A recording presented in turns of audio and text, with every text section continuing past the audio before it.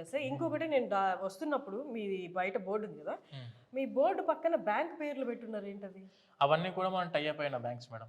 ఎవరితో టైఅప్ అయిన banks are NBFCs ఉన్నాయో వాళ్ళ యొక్క అఫీషియల్ గా లోన్ డిపార్ట్మెంట్ టీమ్ మెంబర్స్ ఎవరైతే లోన్ డిపార్ట్మెంట్ ఎంప్లాయీస్ ఉంటారో బ్యాంకులో కూర్చున్న వాళ్ళు ఇక్కడ వచ్చి ఈ ఆఫీస్ లోనే వాళ్ళు అందుబాటులో ఉంటారు.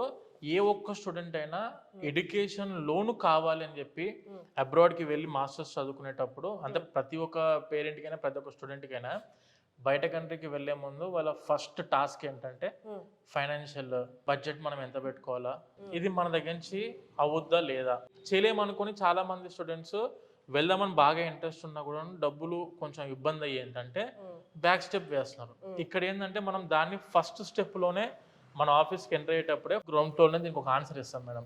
ఒక పేరెంట్ రాగానే ముందు మనం కల్పించేది బ్యాంక్ ఎంప్లాయీస్ని కల్పిస్తాం డైరెక్ట్ గా. మన టీం ఉంటారు వాళ్ళకి హెల్ప్ చేయడానికి. అండ్ వీళ్ళందరూ ఏంటంటే మనం అరౌండ్ ఒక 25 నేషనలైజ్డ్ బ్యాంక్స్ అండ్ ఎన్బిఎఫ్సిస్ తో టైఅప్ అయినాం. ఈ వీళ్ళందరూ ఏంటంటే ఇప్పుడు నేను చెప్పేది education loan for the masters in abroad.